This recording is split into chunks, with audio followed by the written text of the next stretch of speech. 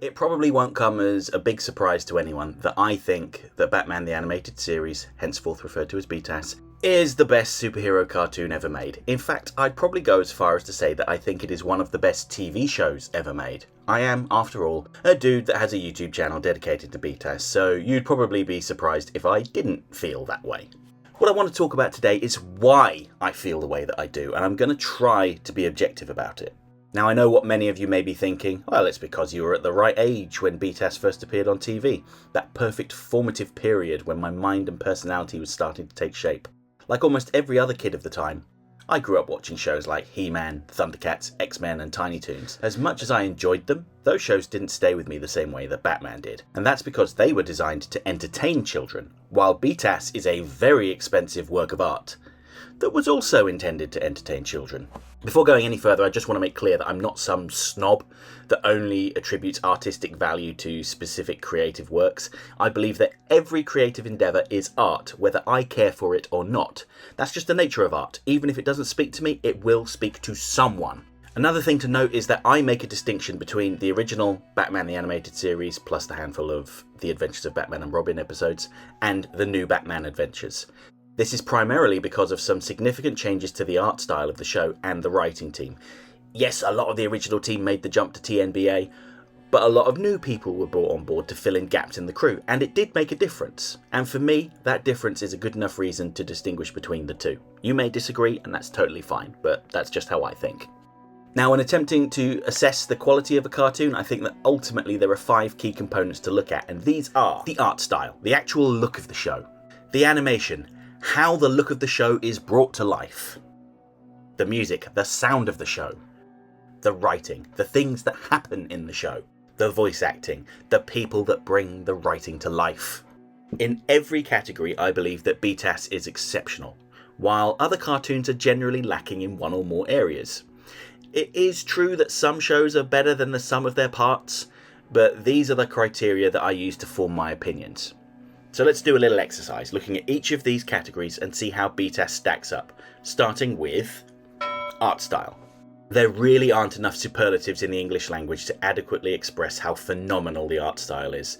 They effectively created a new genre of art dubbed Dark Deco. You'd think that the very broad, exaggerated character models just wouldn't fit within a dark Art Deco world, but it's just perfect.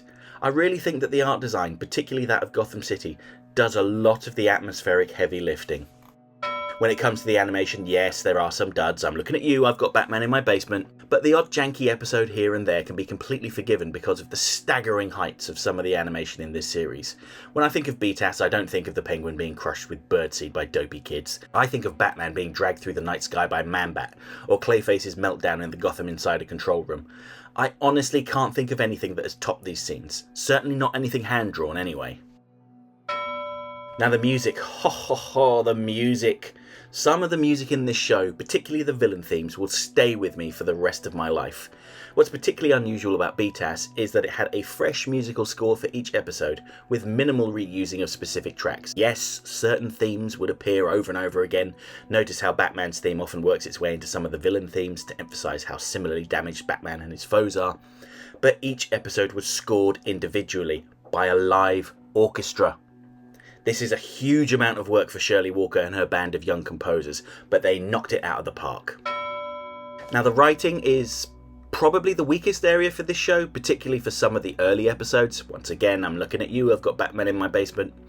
But once they hit their stride, it was light years ahead of anything else at the time. Stories like Two-Face, Feet of Clay, Heart of Ice, Harley's Holiday, His Silicon Soul, Almost Got Him, Trial, Baby Doll, I could go on, were beautifully written and impactful. I really enjoy how the writers crafted morality tales that were designed to teach us lessons in empathy and compassion by showing the folly of vengeance and hatred without explicitly telling us what lessons we should learn. And they never talk down to children, which is key. Yes, it could be very dark and depressing at times, but ultimately this show taught us to hope and to have faith in a brighter tomorrow. I often find myself thinking about characters like Harvey Dent, Matt Hagen and Mary Dahl in a way that none of the comic book source material has been able to match, and I've spent the better part of 35 years reading Batman comics. Finally, we have the voice acting. Once again, BTAS broke the mould. Instead of having the individual actors recording separately, then editing them all together, vocal director Andrea Romano insisted on having the actors perform together, allowing them to interact and, most importantly, react to each other. Her logic being that most of acting is actually reacting to the other person's performance. And you can really see the difference. Andrea also went out of her way to cast actors that primarily appeared on stage and screen, because she wanted to avoid the typical cartoon performance that can be heard in other shows of the time. And it paid off. There's a reason why Kevin Conroy continued to play Batman for the rest of his too short life, across animation, video games and live action. Kevin Conroy is Batman, always will be Batman, and never will be replaced. I am vengeance, I am the night, I am Batman. And remember, it's not who you are underneath. It's what you do that defines you. Okay, now this is Kevin. Now, how were they able to achieve all of this? Well, of course it's down to the passion of the creative team, but every show will have passionate people working on it. What made BTAS different? Ultimately, I'd say it was all down to the very high budget of each episode.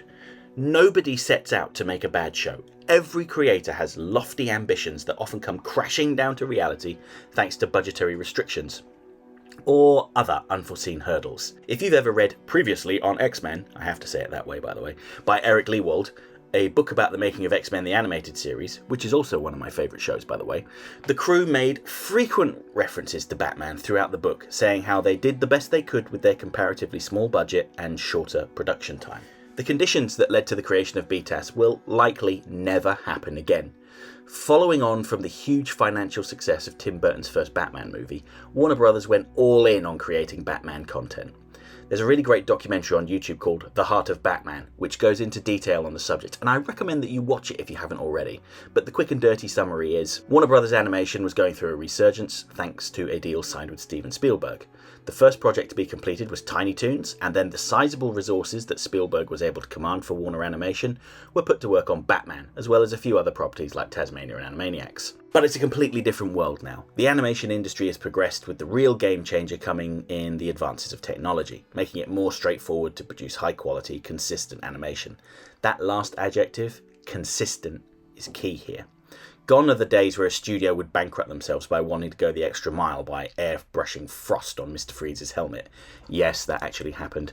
In fact, many of the people that worked on BTAS now produce their art digitally. No paint or brushes involved at all. And in a way, that's actually kind of sad, and another thing that makes BTAS so special. If you pause, you can often see little imperfections in the paintwork, parts where the colour bleeds out of the lines, or where there are little gaps where there shouldn't be. These tiny, barely noticeable defects are one of the things that adds to the feeling of this being a human creation. There is a school of thought that says you shouldn't be able to tell the difference between the work of different animation studios, that, regardless of who animated the show, it should always look the same, and I do broadly agree with that. But I have to say that the polish of later shows, like Justice League Unlimited and Batman Beyond, kind of took the edge off. They're smooth, beautiful works of art, but BTAS's infrequent wobbles and imperfections make it seem more like humans made this rather than a polished, complete product that seemingly appeared out of thin air, fully formed and perfect. And I have to say that this is the only thing that concerns me about the upcoming Batman Caped Crusader show. It is alleged to be using cutting-edge animation techniques and technology to create something new, and it could really pay off, especially considering its all-star creative team. But at the same time, I think it's unlikely to capture that lightning in the bottle feel of BTAS. Of course, I'd love to be proven wrong, and if I am, please come back to this video and scold me in the comments. As a final thought on the brilliance of BTAS, I just wanted to highlight its legacy. It's a rare example of an adaptation feeding back into the source material, the comic books, and enhancing it. Original characters from the show were added to the comics and became significant, most famously Harley Quinn and Renee Montoya. But it didn't end there. In fact, it's still happening even 30 years later. Obscure villains from the show are still being mined and moved over to the comics, such as Kyodai Ken, Baby Doll, and Red Claw, all of whom have made their comic book debuts in recent years. Similarly, BTAS's dynamic new takes on the villains were also made canon in the comics. Poison Ivy became an eco-warrior. Mr. Freeze became a tragic figure pining for the loss of a loved one. Two-Face's binary design has been widely adopted in the comics, other cartoons, and video games. In 2018, Clayface's origin was changed to be more like the animated version. There's more, but I'd run the risk of turning this into a listicle, and we all know how much people don't like listicles. If you think of the other superhero cartoons, especially Batman cartoons, this same level of integration just hasn't happened.